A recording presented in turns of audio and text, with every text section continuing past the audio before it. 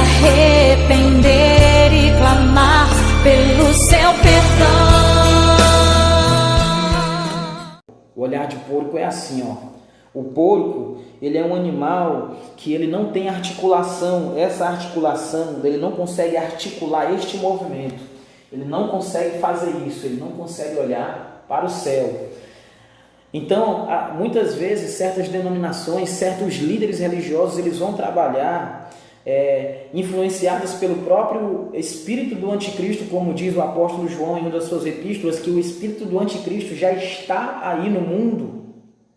Muitas vezes, certos líderes, certos pastores, certas pastoras, certos pregadores, certas pregadoras, certos missionários, certas missionárias, eles vão te entreter de uma tal maneira, eles vão tentar fazer você ficar com a visão de porco. O porco não tem essa articulação para levantar a cabeça e olhar para o céu. A visão de porco é só isso aqui, ó. O porco só consegue olhar para o chão, o porco só consegue olhar para a terra. Na maioria das vezes, a única vez quando o porco olha para o céu é quando alguém vai pegar o porco, vai matar o porco e vira o porco. Aí o porco, ele contra a própria vontade dele, ele olha para o céu na hora da morte. Olha, você já viu alguém matando o porco? Eu estou te dando um exemplo. Este exemplo é para que você entenda, compreenda como que tem sido o sistema religioso e aqueles que estão sendo influenciados pelo espírito de anticristo dentro do sistema religioso para poder tirar o seu foco daquilo que verdadeiramente você deve manter o seu foco, para poder você não se preocupar com outras maiores, profundas e mais poderosas verdades da Bíblia Sagrada. Então o sistema religioso, os líderes religiosos, dentro de certas igrejas, de certas denominações, eles vão trabalhar para que o teu olhar seja olhar de porco. Como é que é o olhar de porco? Só olha para as coisas da terra. Eu disse em 2019 para 2020 o seguinte: enquanto muitos pastores, muitos líderes disseram assim, o ano de 2020 vai ser o ano da virada, da tua bênção, o ano da bênção dobrada. Eu ouvi isso muito, não somente de 2019 para 2020, desde que eu confessei Cristo Jesus como Salvador, lá no ano 2000, até agora, o ano 2020, só o que eu ouvia eram os líderes dentro das igrejas dizendo o seguinte: o ano 2000 para o ano 2001 vai ser o ano da tua bênção, o ano da tua prosperidade.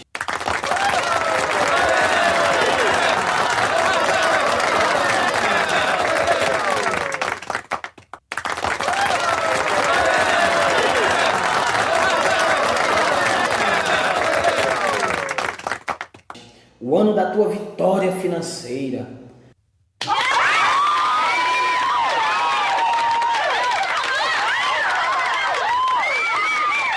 Sabe? O ano do teu casamento. O ano disso, o ano daquilo. Ou seja, um evangelho que gera expectativas nas pessoas, voltado só para suprir as necessidades momentâneas, passageiras e materiais das pessoas. Por quê? Porque os falsos profetas, os falsos líderes, aqueles que muitas vezes estão dentro de um sistema religioso, eles vão trabalhar em cima da necessidade das pessoas, em cima da necessidade do povo. Eles vão usar isso para trabalhar as pessoas como massa de manobra por conta do não conhecimento delas. Muitas denominações no ano de 2019 disseram assim: de 2019 para o ano de 2020 vai ser o ano da prosperidade.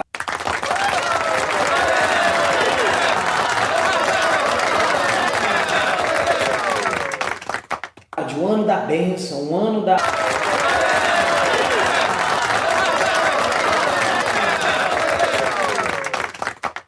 das grandezas de Deus.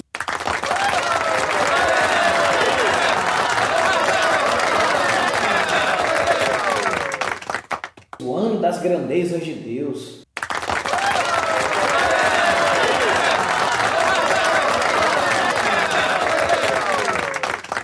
O ano disso, querido, aí eu vim, fiz uma live e disse, olha, 2020 não vai ser nada de ano das grandezas de Deus, de prosperidade na sua vida. 2020 não vai ser nada disso.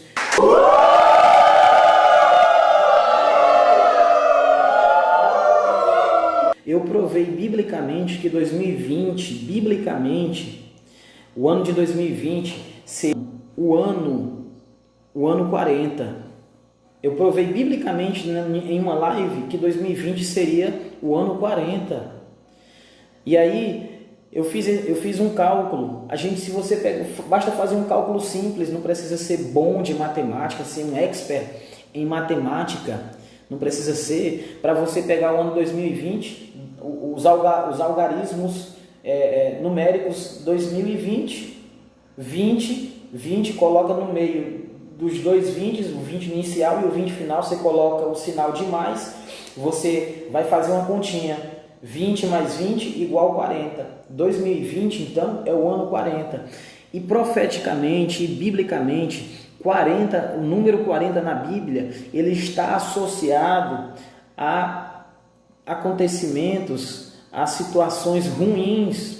Veja, quando Deus ele mandou o dilúvio para a terra. Quando Deus mandou o dilúvio para a terra, foram quantos dias e quantas noites chovendo? Quantos dias e quantas noites chovendo? Foram 40 dias e 40 noites. Deus mandou Noé construir uma arca.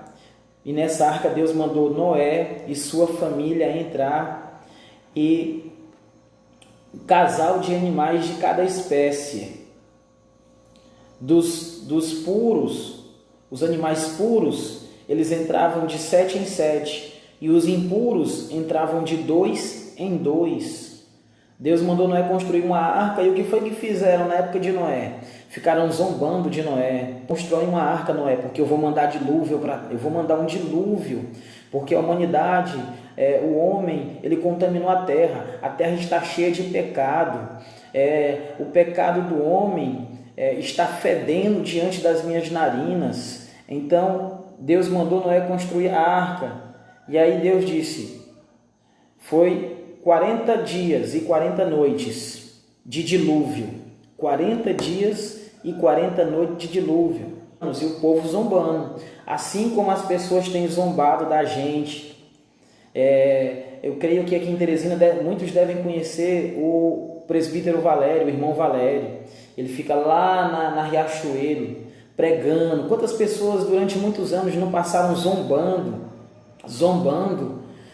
do profeta, zombando daquele profeta, falando mal dele, criticando, chamando de louco. E quantas vezes eu e muitos outros pastoras, muitos outros servos e servas de Deus anunciaram nas ruas, nas praças. Quantas vezes nós não pregamos sobre isso, e quanto mais a gente falava, quanto mais nós falávamos, mais as pessoas nos taxavam de loucos, mais as pessoas nos taxavam de perturbados.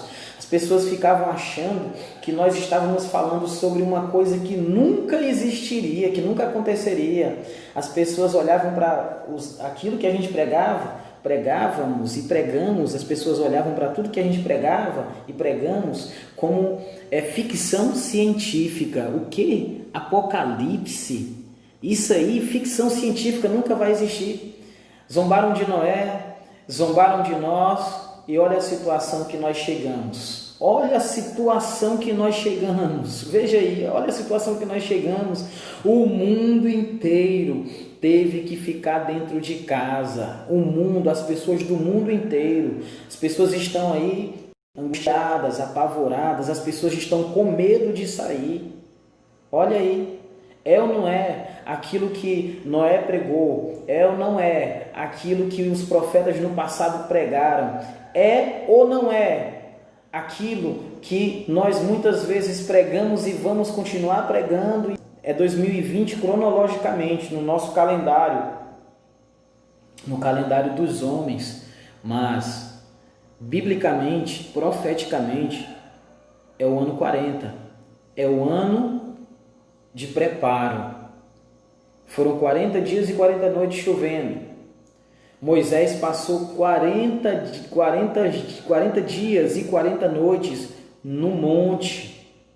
sendo preparado. A terra passou 40 dias e 40 noites sendo preparada, sendo limpa, sendo restaurada, porque Deus purificou a terra, Ele preparou a terra novamente para que Noé e sua família pudessem repovoar a terra, dar continuidade, repovoando a terra. Jesus, antes de iniciar o seu ministério, de maneira de se revelar ao mundo como o Salvador da humanidade, Jesus, ele passou 40 dias e 40 noites no deserto. Depois que ele ressuscitou, ele ainda apareceu por mais 40 dias.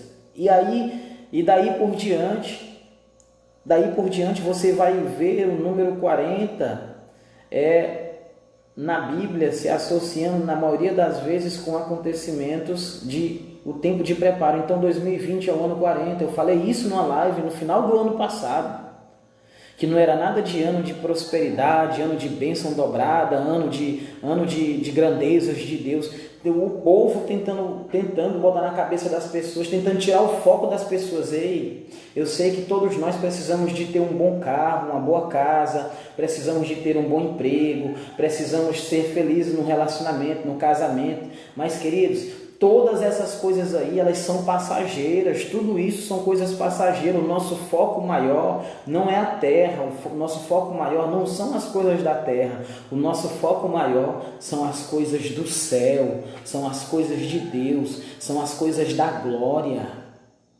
Como diz o apóstolo Paulo em uma de suas epístolas, ele diz assim: quanto ao mais, irmãos, se há alguma virtude, se há alguma honra, alguma coisa boa, nisto pensai nas coisas que são do alto, não nas coisas que são da terra.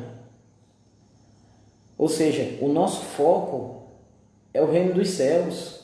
Então, a religião, muitas vezes, os líderes religiosos, eles vão, o espírito do anticristo, ele vai usar muitas vezes líderes religiosos, líderes dentro de certas igrejas, de certas denominações, para poder distrair você, para poder te distrair, para que você não queira se importar em saber por que o coronavírus está aí apavorando as pessoas, por que o coronavírus está aí deixando as pessoas apavoradas, enfermas, por que ele já fez muitas vítimas, por que surgiu o coronavírus, né?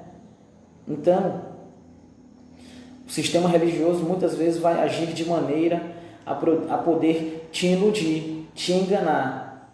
E eu quero desafiar você.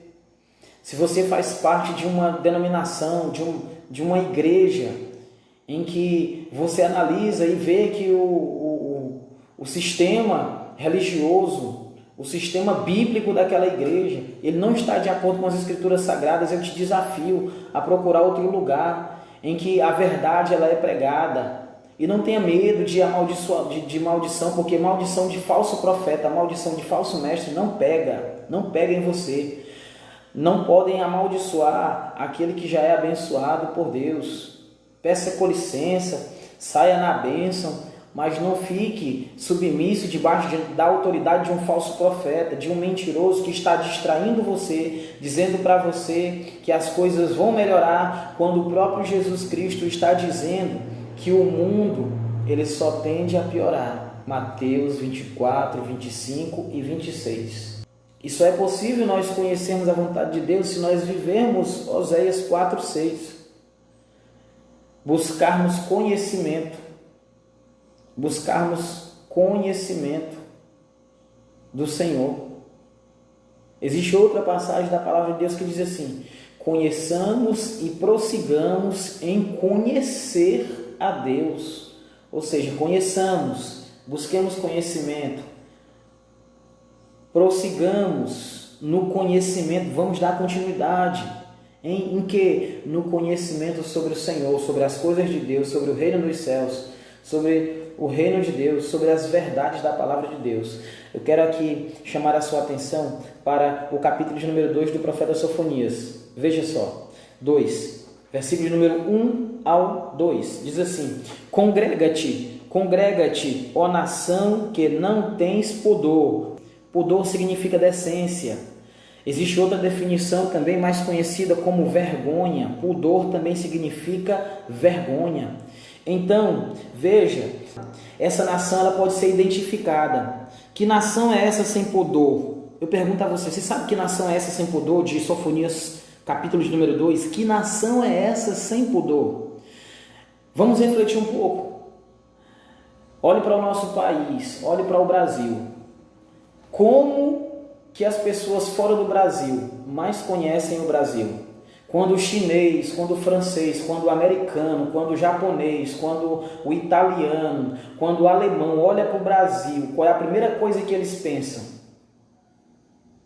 Se você tiver pensado em futebol, você quase acertou, porque futebol era no passado, há muito tempo atrás. Faz muito tempo que o Brasil não ganha uma Copa do Mundo. A resposta certa é carnaval. Carnaval. Quando o chinês, o japonês, o francês, o americano, o italiano, o espanhol e todas as outras pessoas de outras nacionalidades que olham o Brasil de fora, olham para o Brasil é conhecido fora daqui como o país do carnaval. O país do carnaval. E o carnaval é o que, querido? O carnaval é o que? O carnaval é uma festa sem pudor. Uma festa sem pudor. Ou seja, é a festa da sem-vergonhice. É a festa da falta de pudor. É turismo sexual, prostituição. Ou seja, nós somos conhecidos, infelizmente, essa é a marca que o Brasil, essa é a imagem que infelizmente o Brasil construiu durante muitos anos. Durante muitos anos o Brasil construiu essa imagem e hoje nós somos vistos como o país do carnaval. Lá é viado, lá é mulher comendo a outra, é homem comendo outro, é fumando maconha, é cheirando pó, é assalto, é crime. O carnaval é o ninho de Satanás. Os estrangeiros, os gringos, como queira dizer, olham para o nosso país e dizem carnaval. E no carnaval o que é que se vê? Lá é viado, lá é mulher comendo a outra, é homem comendo outro, é fumando maconha, é cheirando pó, é assalto, é crime. O carnaval é o ninho de Satanás. O que é que nós vemos aí? Nós vemos nas ruas, nas esquinas, gente aí sem um pingo de pudor. É sexo nas esquinas, é sexo na rua, é gente nua, adolescentes aí fugindo de casa, saindo de casa, tendo relação sexual. Em uma só noite, tendo relação sexual com 3, 4 homens, homens tendo relação sexual com 3, 4 mulheres em uma só noite, em um só dia, sabe? Um alto índice de transmissão de DST, de doenças sexualmente transmissíveis. Aí eu pergunto para você, é ou não é um país sem pudor? É ou não é uma nação sem pudor? É claro que é. Para provar para você que realmente Sofonias no capítulo de número 2 está falando do Brasil, porque não tem outra nação no nosso mundo tão sem pudor como o Brasil, para provar para você de fato e verdadeiramente, definitivamente, que os Sofonias no capítulo de número 2, versículo de número 1 ao 2 está falando do Brasil. Eu quero também falar para você da falta de pudor dos nossos políticos, da falta de pudor dos nossos governantes. Veja, o governo que nós tínhamos anteriormente era um governo totalmente sem pudor. Era um governo que apoiava o fim da família tradicional. Lá é viado, lá é mulher comendo a outra, é homem comendo outro, é fumando maconha, é cheirando pó, é assalto, é crime. O carnaval é o ninho de Satanás.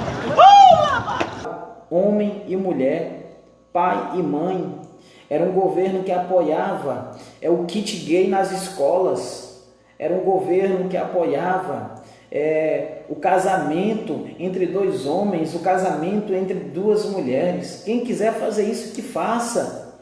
Mas querer fazer descer por goela abaixo, que isso é certo, quando a palavra de Deus diz que é errado. E aqui eu quero abrir parênteses para dizer o seguinte: ainda que um dia os homens legalizem o pecado, tornem o pecado uma lei e o façam legal diante da lei, o façam formal diante dos homens, o pecado diante de Deus nunca deixará de ser pecado, nunca deixará de ser abominação.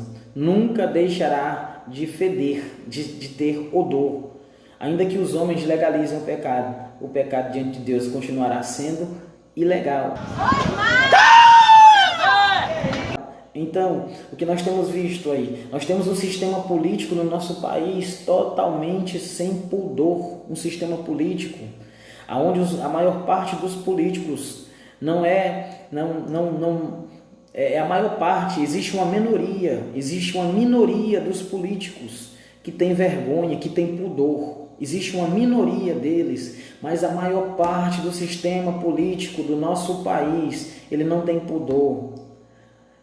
A maior parte, e daí vai se isso é como um efeito dominó que vai se espalhando para os demais setores da nossa sociedade. Aí você vê a nossa polícia muitas vezes com milicianos, com pessoas que são milicianos dentro dela, ou seja, uma polícia sem pudor. Você vê um sistema de saúde sem pudor, ou seja, o nosso país é conhecido como uma nação sem pudor. Então, se o Brasil é uma nação sem pudor, e de acordo com tudo isso que eu expus para você, não existe nação no mundo, querido, tão sem pudor quanto o nosso país. Em nenhuma nação no mundo as mulheres e os homens se vestem tão sedutoramente e sensualmente como no nosso país. Em nenhuma outra nação no mundo a sensualidade é tão valorizada. O corpo ele é tão visto como um objeto de prazer e desejo como no nosso país. Então, por esse motivo e outros motivos que eu já expus para você, é do Brasil que Deus está falando em Sofonias, no capítulo de número 2, versículo de número 1 ao 2. Vou ler mais uma vez. Diz assim: Congrega-te, ó nação que não tens pudor, antes que saia o decreto. Olha a misericórdia de Deus aqui com o nosso país, amados. Deus, até na sua ira, Ele manifesta o seu amor para conosco, para com a gente. Até na sua ira, o Senhor manifesta o seu amor, a sua graça e a sua misericórdia para com a gente. É verdade. Veja, Sofonias capítulo 2, versículo 1 e 2. Deus está falando especificamente do Brasil. Você queria que Deus colocasse bem aqui assim o Brasil? Não precisa. Ele deu a maior característica do Brasil. Nós sabemos que isso aqui é o Brasil por conta da maior característica do Brasil, a falta de pudor. Veja, congrega-te, ó nação que não tens pudor, antes que saia o decreto, e o dia passe como a palha, antes que venha sobre vós a ira do Senhor, antes que venha sobre vós o dia da ira do Senhor. Ou seja, Deus está dizendo, nação que não tem pudor, ou seja, Brasil, meu Brasil, eu faço parte dessa nação, e eu não me coloco aqui como melhor ou mais importante do que qualquer pessoa. Eu não me coloco como maior e mais importante, mais santificado, mais culto, mais inteligente ou mais qualquer coisa do que qualquer outra pessoa. Eu estou inserido aqui no contexto desta nação, dessa profecia. Eu também faço parte dessa nação, eu sou brasileiro, eu faço parte. E eu, como cidadão brasileiro e como um dos profetas do Senhor nessa terra, como o Senhor levantou muitos outros profetas nessa terra, mas eu sou especificamente um dos profetas que o Senhor levantou aqui nesse estado, no estado do Piauí. E muitos outros, queridos, que se eu for citar aqui, eu vou passar a noite toda citando o nome de profetas que o Senhor levantou nesse estado. Profetas que eu peço que, por favor, profetas, não fiquem mais calados, abram suas bocas. Se não puderem pregar nas ruas, se não puderem pregar nas esquinas, abram aí uma live aí, preguem para as pessoas na madrugada, falem a verdade. Porque nós passamos muito tempo, nós perdemos muito tempo entretidos com um falso evangelho. E muitas vezes, infelizmente, pessoas sofreram, pagaram preço porque nós nos omitimos. Mas não é tempo mais de nós nos omitirmos, de deixarmos de falar a verdade. Eu quero dizer para os pastores do meu estado, eu quero dizer para os pastores da minha nação, vamos nos arrepender, ainda dá tempo de mudar a nossa pregação, ainda dá tempo de mudar aquilo que nós temos pregado dentro das igrejas. Vamos parar de pregar o evangelho da terra e vamos pregar o evangelho do reino dos céus. Vamos parar de fazer falsas promessas para as pessoas. Vamos parar de subir monte e ficar orando pela vida financeira, vida para que o povo enrique, para que o povo ganhe dinheiro, venha enricar e ganhar dinheiro. Vamos parar de orar em prol das coisas materiais e vamos orar verdadeiramente por aquilo que nós precisamos orar. E pelo que é, pastor, que nós precisamos orar? Nós precisamos orar pelo que Neemias orou no capítulo de número 9. Daqui a pouco nós vamos para lá. Mas nós ainda estamos aqui em Sofonias, no capítulo de número 2. Nós precisamos orar pelo que Neemias orou. Nós precisamos orar pelos pecados da nossa nação, precisamos orar pelos pecados do nosso estado, pelos pecados do nosso povo. Nós precisamos pedir perdão pelas vezes que nós pregamos um evangelho distorcido, um evangelho falso. Não é mais tempo de ficar pregando um evangelho voltado para o meu próprio benefício, para o meu próprio crescimento, para angariar recursos para mim. Dízimo e oferta, todo mundo sabe que não é coisa de crente, não é coisa de católico, é coisa de ser humano. Dízimo e oferta é uma obrigação de todo cidadão, de todo ser humano, de toda pessoa no planeta Terra. Isso está escrito tanto na Bíblia evangélica quanto na Bíblia católica. Eu não preciso orar para que uma pessoa ela venha enriquecer, ela venha prosperar. Não, a lei da semeadura existe para isso. Se você é um dizimista fiel, claramente você vai viver todas as promessas que Deus fez para você, se você dizimar. Se você é um ofertante, você é uma coluna da obra de Deus aqui na terra, naturalmente você vai viver a consequência da sua ação, porque toda ação gera uma reação.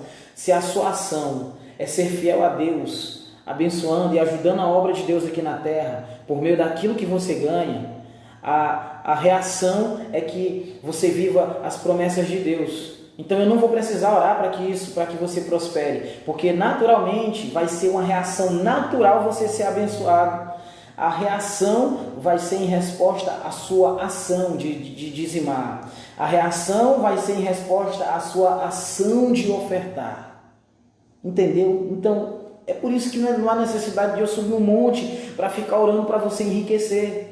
Porque prosperar vai depender unicamente de você. Eu posso me acabar de orar no monte, eu posso me acabar de jejuar, eu posso ficar seco, soltá-lo, orando para que você venha enriquecer, para que você venha dizimar, para que você venha prosperar. E você não vai enriquecer, não vai dizimar, não vai prosperar por causa da minha oração. Você vai enriquecer ou você vai prosperar se você for fiel com aquilo que Deus fala para você fazer na Bíblia. Ou seja, você fez, você agiu, a reação é que Deus te abençoe, Ele cumpre a palavra dele. Você faz a sua parte e Deus já fez a dele. Portanto, nós precisamos parar de pregar esse evangelho que ilude as pessoas. Você dá e eu vou orar por você no monte para que você venha enriquecer, para que a gente precisa rever a nossa pregação e precisamos pregar a verdade que o profeta Sofonias pregou no capítulo de número 2, que o profeta Jeremias pregou em todos os seus escritos, a verdade que o profeta Daniel pregou no capítulo de número 9, a verdade que Neemias chamou o povo para viver no capítulo de número 9 também, e a verdade que Jesus pregou no Evangelho de Mateus 24, 25 e 26. Qual é a verdade? A verdade que nós estamos vivendo o princípio das dores. E não importa, pastor, não importa, pastora, quão grande seja a sua igreja, quão grande seja o seu templo, não importa a sua arrecadação por mês, se é 10, 20, 30, 40, 50 mil, não importa a mansão que você vive, o carro que você tem, no final você vai deixar tudo aqui, você não vai levar nada. Nós não vamos levar nada no final. É claro que nós precisamos de todas essas coisas para sobreviver, mas essas coisas não devem ser, biblicamente, essas coisas não devem ser o motivo do nosso viver aqui na terra. Nós não podemos perder a esperança de que nós não somos dessa terra, nós somos estrangeiros, ou seja, nós somos celestiais, ou seja, nós viemos de Deus e para Deus nós voltaremos, e Deus preparou para nós uma morada eterna. Amém, queridos? E muitos daqueles que estão ensinando falsas verdades, distorcendo, ensinando meias verdades para o povo, vão pagar as consequências. Por exemplo, postaram aí no Facebook que teve um pastor coreano que, porque ele não fechou a igreja dele aí no período da pandemia, ele foi responsável por metade dos casos de infecção por coronavírus lá na Coreia. Agora, as pessoas estão espalhando como se fossem querer causar um certo medo ou fossem querer dar um certo alerta nos pastores que estão com as igrejas abertas. Ei, você está mal informado. Esse pastor coreano aí, que a igreja dele foi responsável por metade dos infectados na Coreia, esse pastor coreano, esse na verdade é um herege, ele é um falso profeta. Você já foi estudar sobre este homem? Esse homem, ele se denomina a reencarnação de Jesus Cristo. Ele é um falso profeta, é um herege, se denominando a reencarnação do Filho de Deus e conduzindo as pessoas à perdição. Bom, queridos, mas Sofonias no capítulo de número 2 está falando sobre o nosso país, sobre o nosso Brasil, sobre a nossa nação. A maior característica do Brasil é a falta de pudor, e é exatamente a falta de pudor que Deus fala aqui em Sofonias no capítulo de número 2. E Deus diz assim, congrega-te, congrega-te. Você está vendo as igrejas fechando? Você está vendo os templos fechando aí? O profeta Sofonias, Deus aqui no profeta Sofonias está falando diferente. Está falando diferente. Deus está dizendo, congrega-te, congrega-te, ou seja, reúne-te, reúne, nação que não tem pudor, reúne-te, reúnam-se, congreguem-se, reúnam-se. Deus deseja que nós venhamos nos congregar. Deus deseja que nós venhamos nos reunir, sim, para nós o adorarmos, para nós clamarmos por esta nação, para nós pedirmos perdão pela nossa nação. Deus deseja que nós venhamos nos reunir para adorar Ele, para que a nossa nação seja uma nação temente ao Senhor e que assim ela esteja debaixo da bênção de Deus. Por quê? Porque o profeta Sofonias diz aqui, antes que saia o decreto. O que é um decreto, queridos? Um decreto é algo irrevogável. É algo irrevogável. Ou seja, depois que Deus decreta algo, está decretado. Certo? E o coronavírus aí, podem dizer que foi, o coronavírus é resultado de laboratório. O coronavírus criaram dentro de um laboratório. Certo, tudo bem. Foi criado pode ter sido criado dentro de um laboratório, pode ter sido jogado dos chineses, mas eu pergunto para você, está se cumprindo ou não está se cumprindo? Criado dentro de laboratório ou não? Está aí essa enfermidade assolando as pessoas. Ou seja, isso é um decreto de Deus. É um decreto de Deus. É um dos decretos de Deus. Jesus decretou que essas coisas iriam acontecer. Ele antes nos anunciou, ele nos avisou que essas coisas iriam acontecer, meu querido. Então, o que ele diz aqui? Antes que saia o decreto, o dia passe como a palha, antes que venha sobre vós a ira do Senhor, antes que venha sobre vocês a ira do Senhor, o dia da ira do Senhor. Ou seja, em Sofonias, no capítulo de número 2, eu afirmo aqui para você, de acordo com a maior característica, e eu desafio você a provar para mim qual é a nação do mundo mais sem pudor do que a nação brasileira. Qual é a nação do mundo mais sem pudor? Em que as pessoas... qual é a maior festa do mundo, onde as pessoas não manifestam um pingo de pudor? Qual é? É o carnaval. Pessoas do mundo todo vêm para o Brasil, para a festa da carne, ou seja, a festa que não tem pudor, Não tem pudor. Há um tempo atrás tinha um cidadão aí sem pudor, dizendo que Jesus Cristo era gay. E eu tô aqui hoje para dizer para vocês que Jesus é travesti, sim. Jesus é transexual, sim. Jesus é bicha, sim, porra!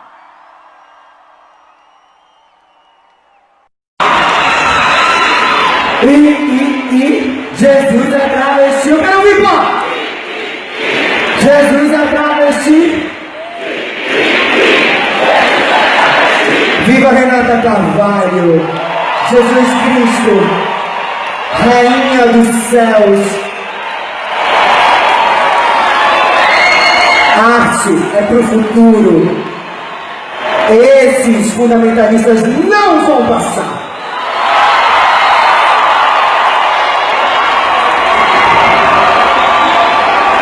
Pode vaiar à vontade, enfia a vaia no cu.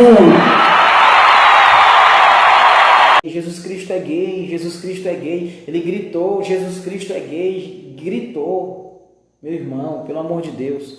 A palavra de Deus diz assim: pecando o homem contra homem, Deus é o seu juiz. Mas pecando o homem contra Deus, quem há de ser o seu juiz? Pelo amor de Deus, querido. Um cidadão desse daí, um indivíduo desse se levanta dizendo que Jesus Cristo é gay, sabe? Aí vem um outro Henrique Cristo aí dizendo que é Jesus Cristo. Você está entendendo?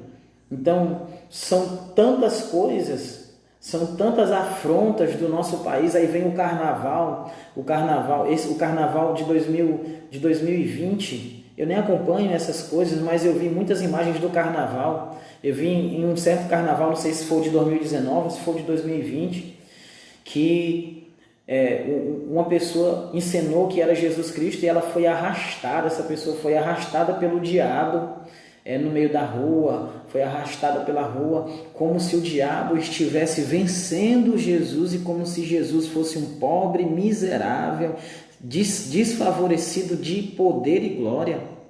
Não. Aí eu pergunto para você, diante de tanta afronta, diante de tanta zombaria,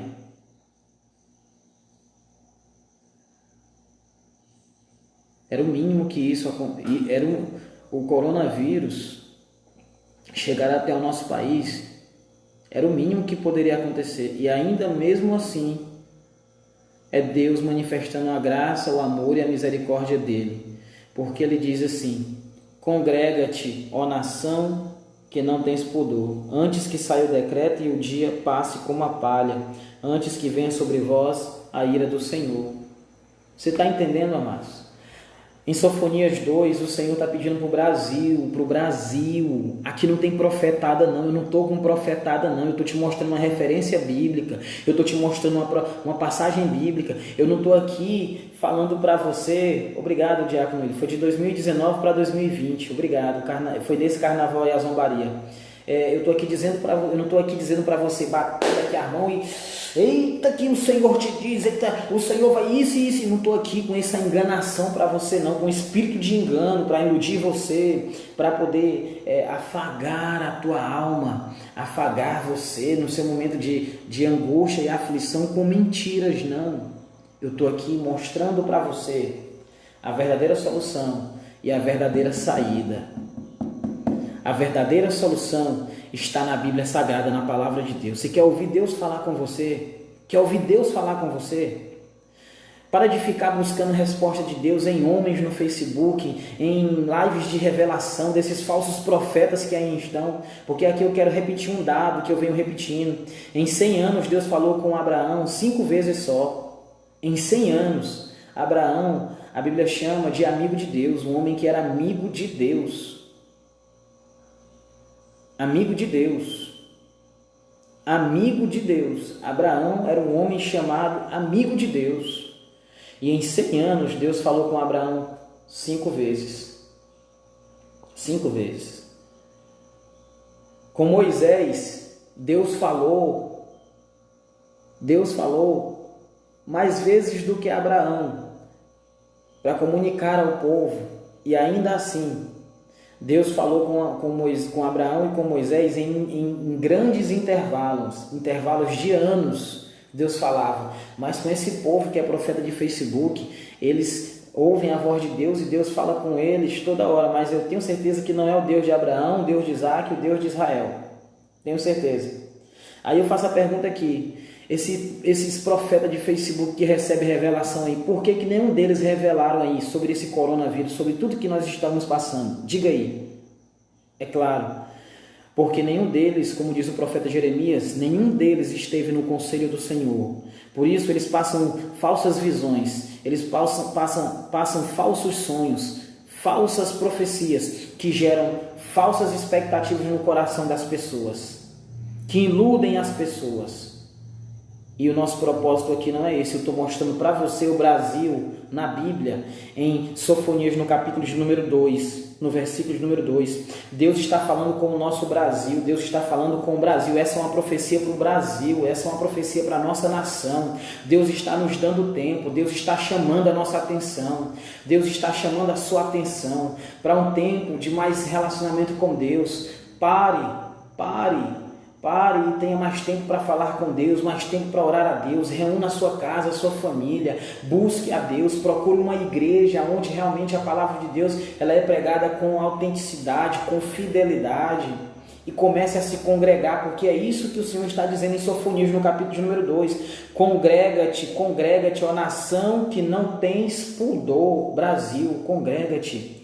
Antes que saia o decreto e o dia passe como a palha, antes que venha sobre vós a ira do Senhor, antes que a ira do Senhor, querido, venha sobre nós.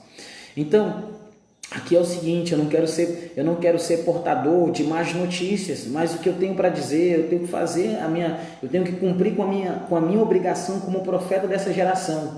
Se o nosso país não mudar de postura em relação a Deus, em relação às leis de Deus, em relação ao Senhor, se o nosso país não mudar de postura, coisas piores ainda vão acontecer em nosso país. Catástrofes, tragédias, coisas piores ainda vão acontecer em nosso país. Você pode ter certeza disso. Enfermidades piores, pestes piores ainda vão se abater em nosso país. Por quê? Porque o Senhor está dizendo aqui, congrega-te, arrepende-te, ó nação que não tens pudor, antes que saia o decreto e o dia passe como a palha, antes que venha sobre vós a ira do Senhor, antes que venha sobre vocês o dia da ira do Senhor. Ei, mesmo na ira do Senhor, Ele está manifestando o amor dEle, a graça e a misericórdia, nos dando tempo para nos arrependermos, Pastores dessa nação, pastores do meu estado, preguem a verdade da palavra de Deus. Parem de iludir as pessoas. Parem de ficar enganando as pessoas, pregando um falso evangelho, gerando falsas expectativas nas pessoas. Preguem a verdade. Preguem a verdade. E qual é a verdade? A verdade é que nós estamos no princípio das dores. Estamos no princípio das dores. Não é tempo mais de arrumar a casa e bagagens para morarmos e ficarmos aqui na terra. É tempo de nós prepararmos a igreja do Senhor, por meio da palavra do Senhor, como sacerdotes da casa do Senhor, para ir morar na glória. Valderlândia Rezende, paz do Senhor Jesus. Irmã Valderlândia Rezendes, que a paz do Senhor Jesus seja convosco, seja com você. Seja bem-vinda aí nesta live. Então, pastores da minha nação, missionários, missionárias, preguem a verdade, vamos pregar a verdade. Se nós estivéssemos pregando a verdade, nós não estaríamos passando por isso. O desejo de Deus é abençoar a nossa nação. Veja aqui, Sofonias, no capítulo número 2. Antes que saia o decreto, ou seja, Deus está dando tempo para o nosso país, Deus está dando tempo para os nossos pastores mudar a sua pregação. Deus está dando tempo para as pessoas da nossa nação mudar. Congrega-te, congrega-te. Sofonias, capítulo número 2, congrega-te. ó nação sem pudor, antes que venha o grande e terrível dia da ira do Senhor. O que é que nós temos que fazer? O que é que nós temos que fazer? Pastor, qual é a orientação então? O que é que nós temos que fazer? O que é que nós precisamos, nós como cidadãos brasileiros, eu como pastor, você sendo obreiro, obreira, diácono, diaconisa da sua igreja, você como cidadão do nosso país, o que é que nós temos que fazer? Nós temos que fazer o que Neemias fez. Eu quero convidar você a ler aí comigo o que Neemias fez. O que é que Neemias fez? Quero convidar você a ler aí o que Neemias fez. Neemias no capítulo de número 9. Neemias no capítulo de número 9. Vamos ver o que foi que Neemias fez, que deu fim ao cativeiro, que deu fim a um momento difícil que o povo de Israel estava vivendo naquela época. Neemias no capítulo de número 9. Neemias no capítulo de número 9. Eu convido você a abrir aí, fica perto do segundo livro de Crônicas. O que foi que Neemias fez? É o que nós devemos fazer para que o coronavírus ele bata em retirada, ele seja contido, para que ele seja contido em nossa nação, para que outras pestes e enfermidades não venham sobre a nossa nação. O que é que nós precisamos fazer? A ciência, a medicina, os médicos estão fazendo das tripas coração, como dizia minha avó, estão fazendo de tudo para conter essa pandemia. Mas existe algo que nós podemos fazer para de uma só vez aplacar essa maldição, conter essa epidemia e ela não se espalhar mais. O que é que nós podemos fazer? É o que está escrito em Neemias no capítulo de número 9 e o que está escrito também lá no segundo livro de Crônicas, no capítulo de número 7, o versículo de número 14 em diante. Daqui a pouco nós vamos para lá. Mas veja aí, Neemias. No 24º dia desse mês, ajuntaram-se os filhos de Israel com jejum e pano de saco e traziam terra sobre si.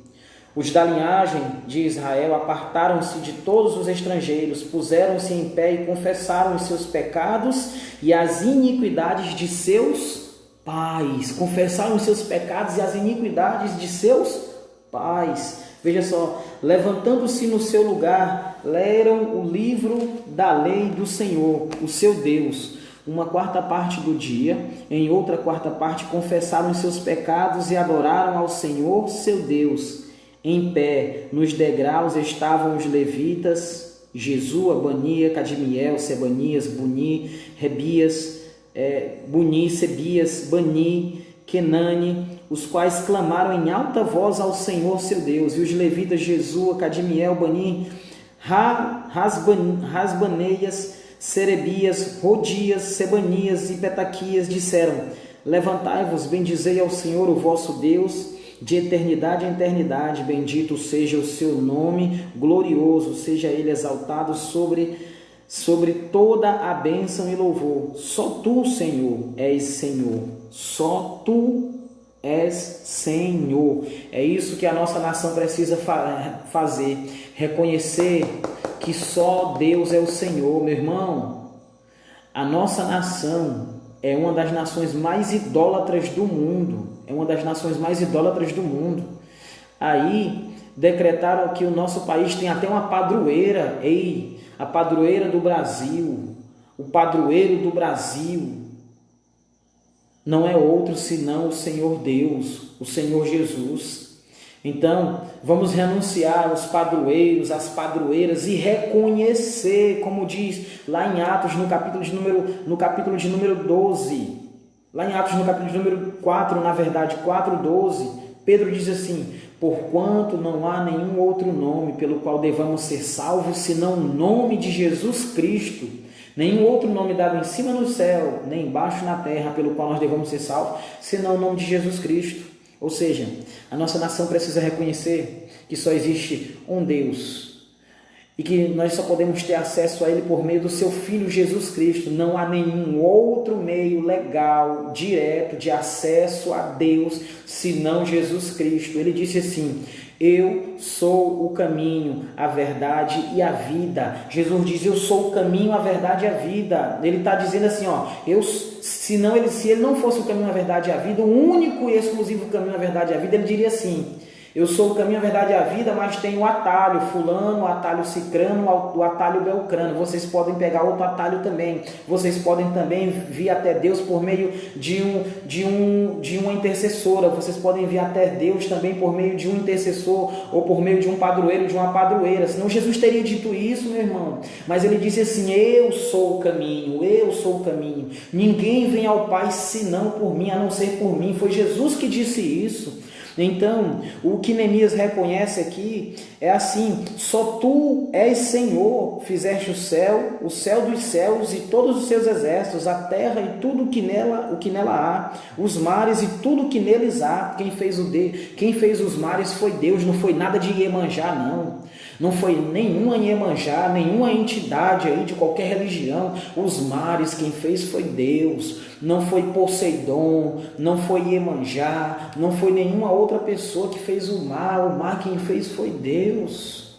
Mas muitas vezes, o que é que nós fazemos? O que é que muitos fazem aí?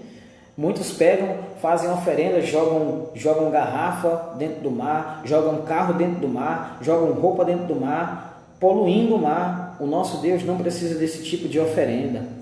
A oferenda que o nosso Deus precisa é um coração de uma nação quebrantada, de uma nação arrependida. É esse tipo de oferenda, que Deus recebe. É um coração quebrantado, é uma alma quebrantada, são almas arrependidas que reconhecem o seu pecado. É esse tipo de oferenda, de holocausto, de adoração que Deus ele recebe. É um coração quebrantado, é uma alma arrependida que reconhece que necessita de Deus. Verdade, diácono. Netuno, não foi Netuno e nenhuma outra pessoa que criou o mar, foi Deus. Então, só tu, Senhor, fizeste o céu dos céus e todo o seu exército, a terra e tudo o que nela há, os mares e tudo o que neles há. Tu os conservas com vidas e todos os exércitos dos céus te adoram.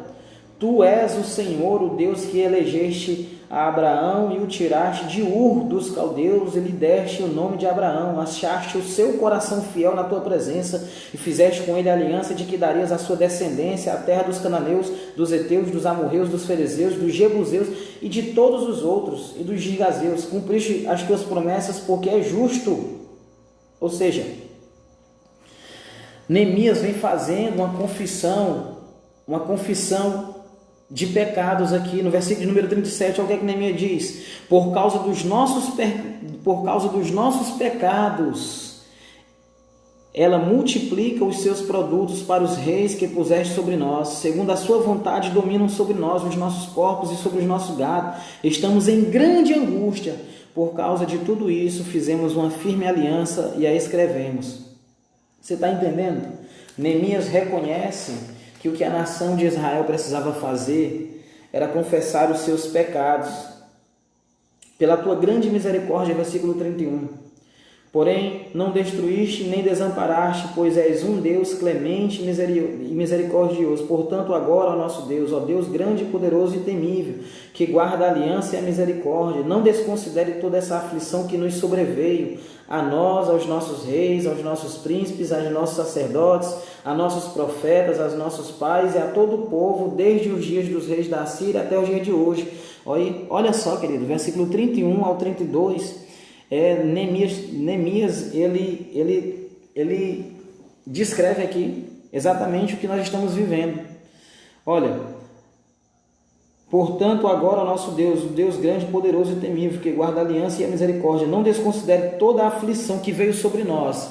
Olha o que ele diz, Neemias no capítulo de número 9, versículo de número 32, Neemias diz assim: não desconsidere a aflição que veio sobre nós, sobre todos nós. Sobre quem? Sobre quem veio a aflição naquele tempo? Ele diz assim, sobre os nossos reis, nossos príncipes, nossos sacerdotes, nossos profetas, nossos pais e a todo o seu povo.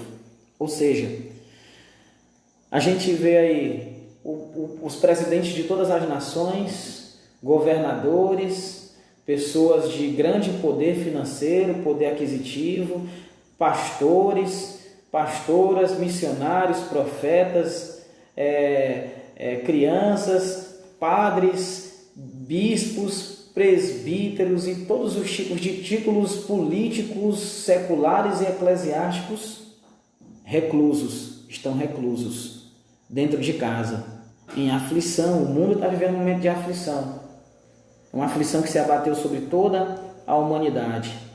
Você está entendendo, querido? Mas qual foi o segredo de isso desaparecer, dessa aflição ser abatida? Foi que Neemias fez a confissão dos pecados. Vamos aqui para o segundo livro de Crônicas, para a gente encerrar aqui essa live com oração já pela nossa nação.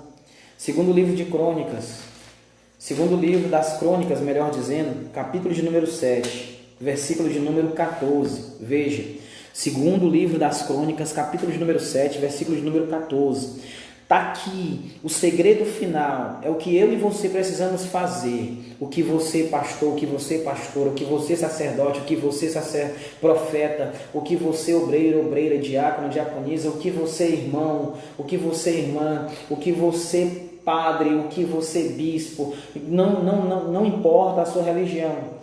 Olha aqui o que você precisa fazer, olha aqui o que eu preciso fazer, olha aqui o que nós como nação precisamos fazer para que tanto o coronavírus quanto outras enfermidades não venham destruir a nossa nação, quanto as outras catástrofes, tragédias não venham destruir a nossa nação. Olha o que eu e você precisamos fazer para que Deus venha nos guardar, para que Deus venha nos proteger, para que Deus venha nos livrar de todo o mal. Segundo livro das Crônicas 7,14, veja só. Se o meu povo, que se chama pelo meu nome, se humilhar e orar e buscar a minha face, se converter dos seus maus caminhos, então eu os ouvirei dos céus, perdoarei os seus pecados, sararei a sua terra. Agora estarão abertos os meus olhos e atentos os meus ouvidos à oração que se fizer neste lugar. Você está entendendo? É exatamente isso que nós precisamos fazer como nação brasileira. É exatamente isso que nós precisamos fazer como povo brasileiro. Nós precisamos reconhecer, nós precisamos nos arrepender dos nossos pecados, dos pecados da nossa nação. Nós precisamos clamar por perdão, nós precisamos clamar por misericórdia. Precisamos reconhecer o Senhor para podermos enfrentar e vencer esse momento difícil que todo mundo está vivendo. Esse momento que nós estamos vivendo agora é Sofonias no capítulo de número 2.